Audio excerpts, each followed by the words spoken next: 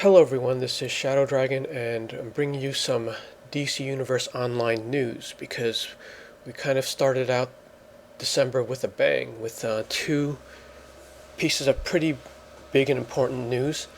One is good and one is bad, and unfortunately I'm going to have to start with the good news because I'm going to go in chronological order in the order that we got it publicly, at least.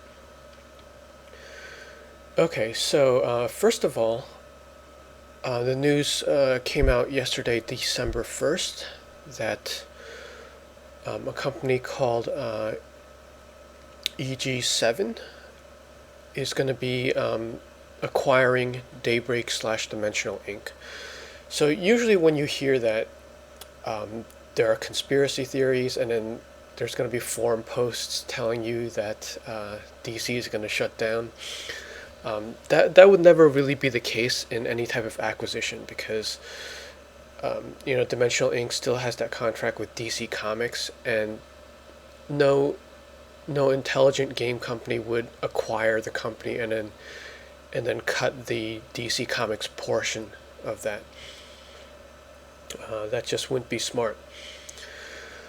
So we're gonna take a look at this company and how they're doing, and what this probably means for Dimensional Ink. So, first of all, there was a letter from one of the devs. It was one of the producers, Pandarus, who is the senior producer. Basically, he's saying that the team is unaffected. We are excited to confirm that includes Dimensional Ink and DC Universe Online. We are excited to confirm that this change will have next to no impact on DCUO's development team or operations.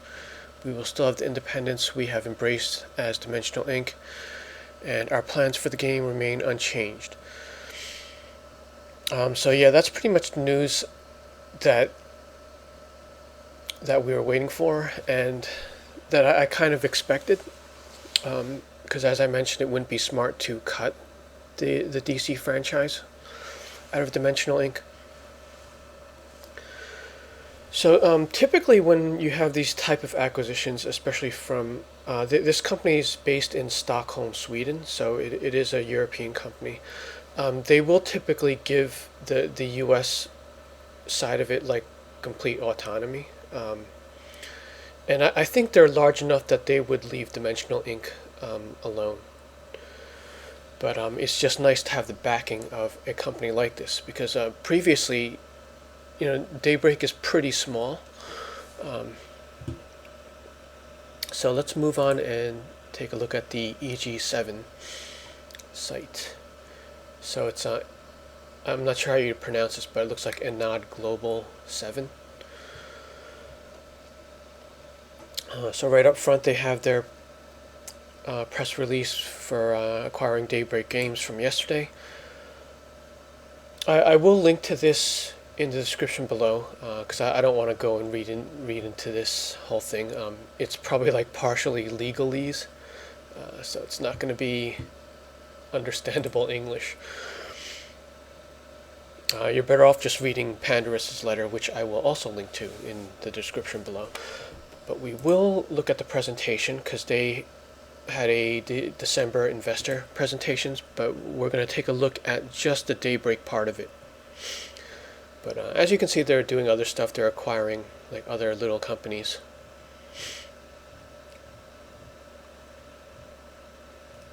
And just showing off all their stuff.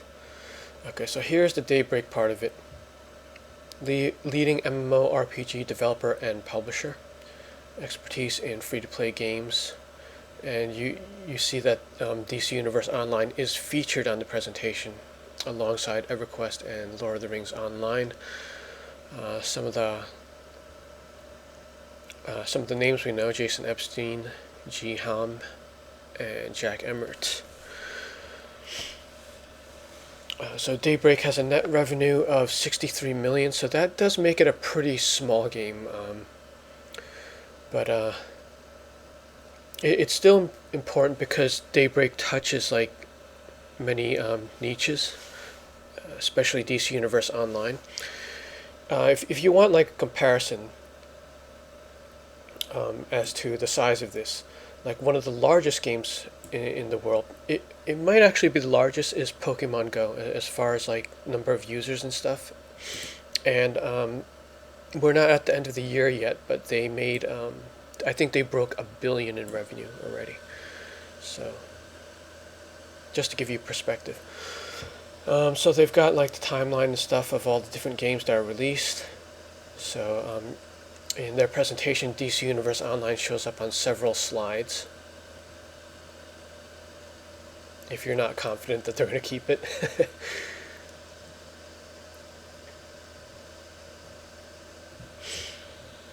And EG7 is a publicly traded company, so again, that backs up like the size and success.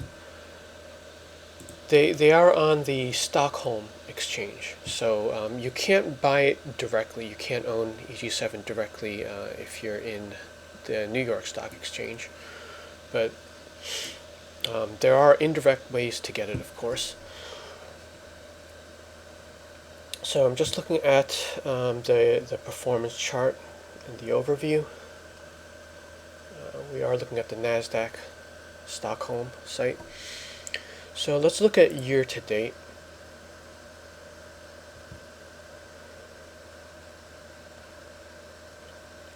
So EG7 actually did very well this year.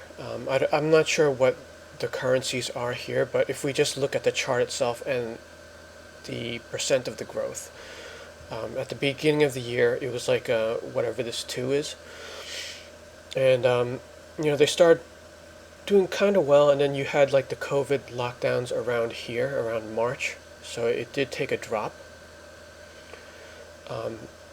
And then as with other games, it kind of stayed okay during the lockdown, and then it spiked. Because typically during like recessions and something like this, global pandemic, you have a lot of stay-at-home stocks go up.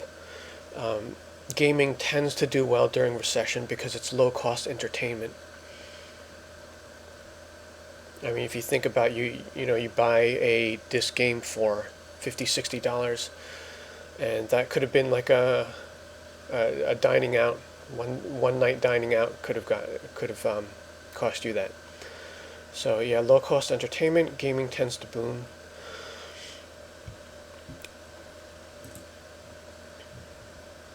And let's see.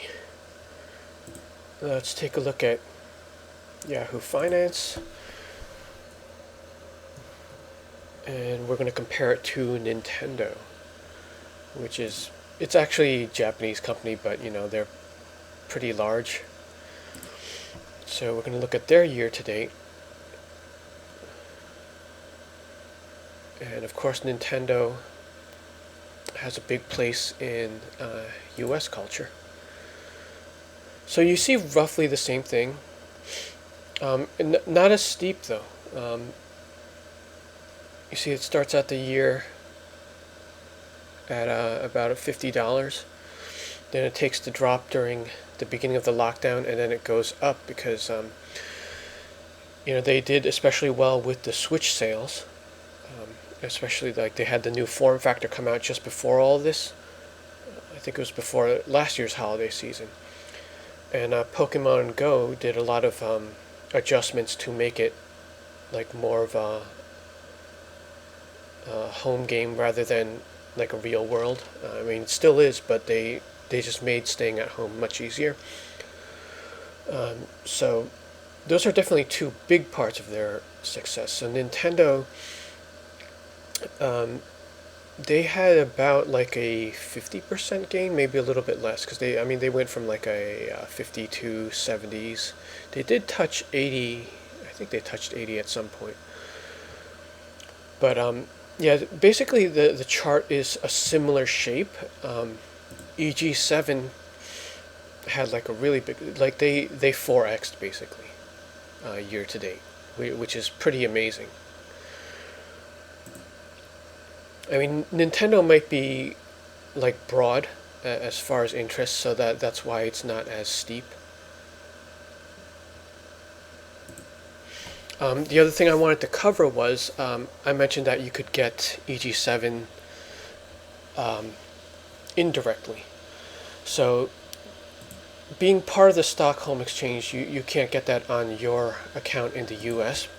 However, there is an exchange traded fund called GXF.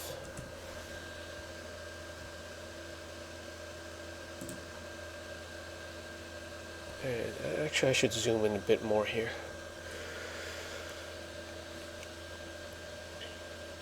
Okay, so GXF is an ETF that covers the Nordic region. So, this is very, very indirect. And if you got this, you'd be getting like a microscopic version of EG7, of which Daybreak would be a small part of that.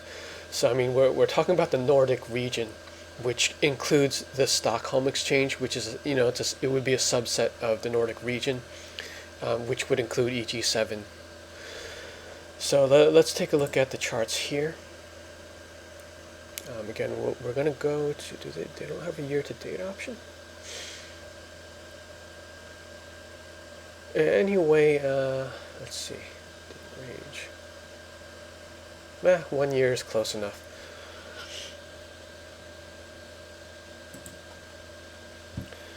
So this is sort of important to look at because we want to see how well the Nordic region is doing, and they pretty much mirror the other two charts that we looked at. Like this would be their normal number, and then you get the drop at the beginning of lockdown, and then it starts to recover. And like most total indexes, like over a long period of time, you're going to see it go up. It's very rare that a total index goes down. And then by comparison, we're going to look at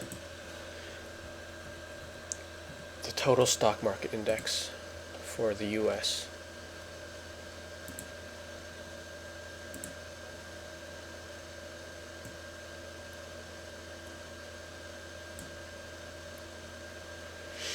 So again, pretty similar. You get the drop during the lockdown and then it recovers.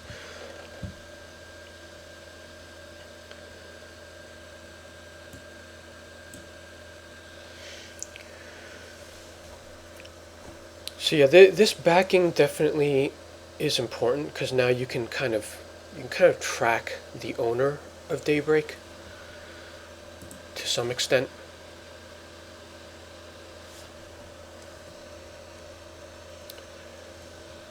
And they have a large portfolio of games. Let's see if we can pull that up.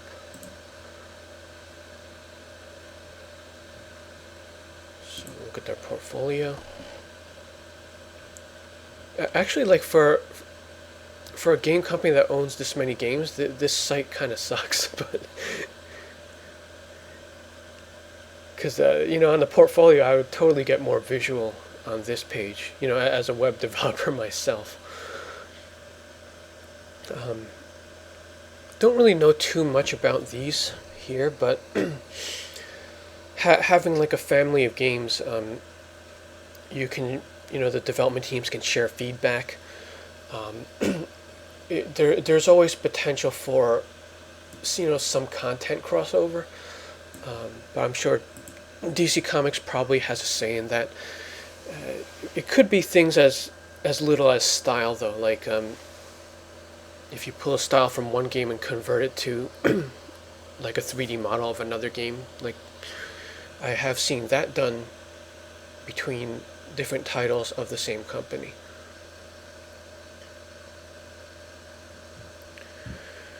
So yeah, this is, despite the snap reaction that usually comes from an acquisition, this is actually very, very good news. It allows DC Universe Online to grow. It gives them financial backing, of course. And so here we go. We're going to have to end with the bad news now. Shortly after all of this, SJ Nerd of Prey, who was the creative director, posted this on Twitter. zoom in. Yep.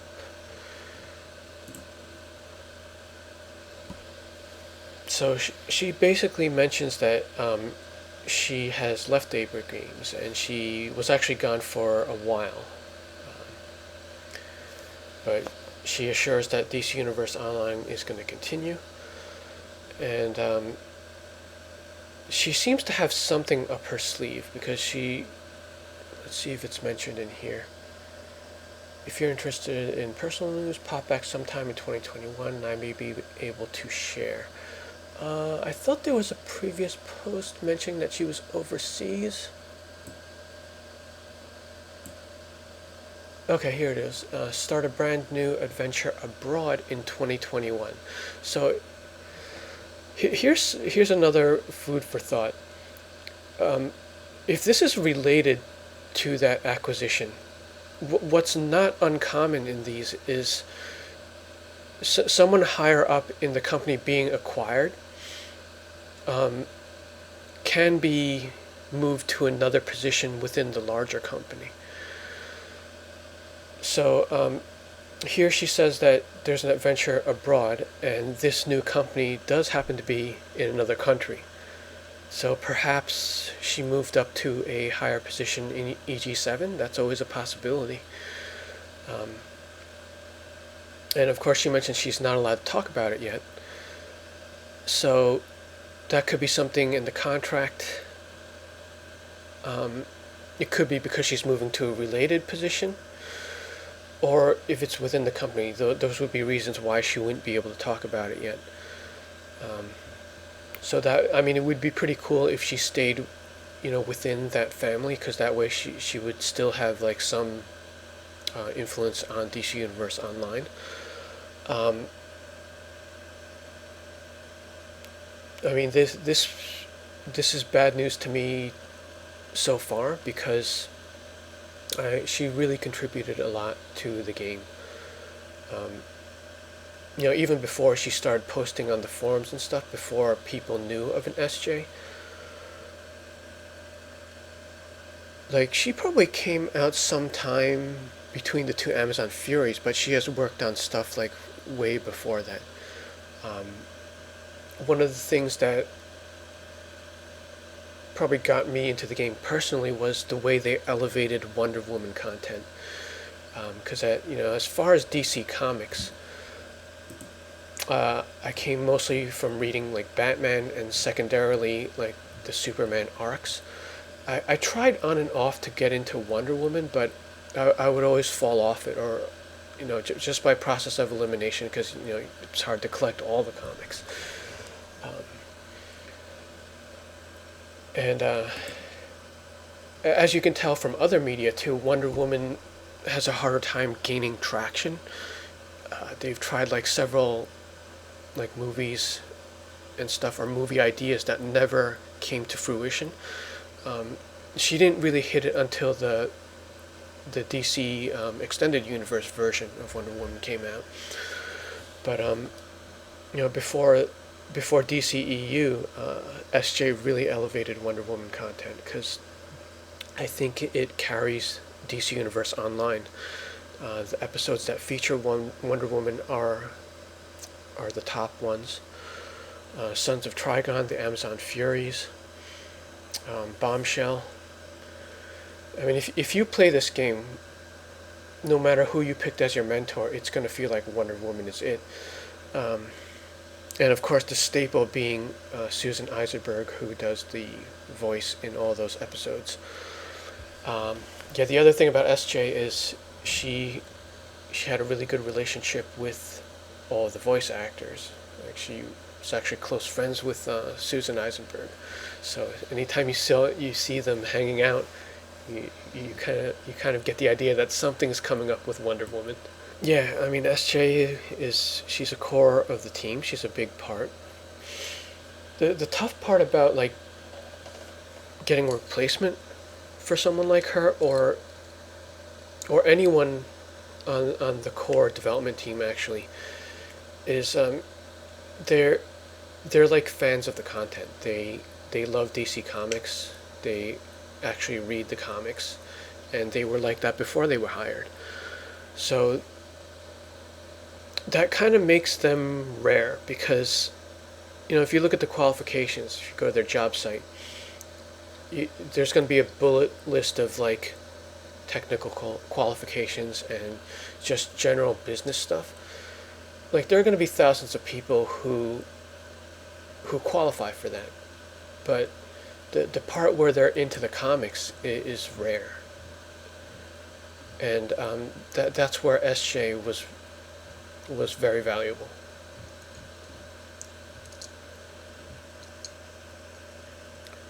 So yeah, she's definitely going to be missed. I hope she is part of EG7.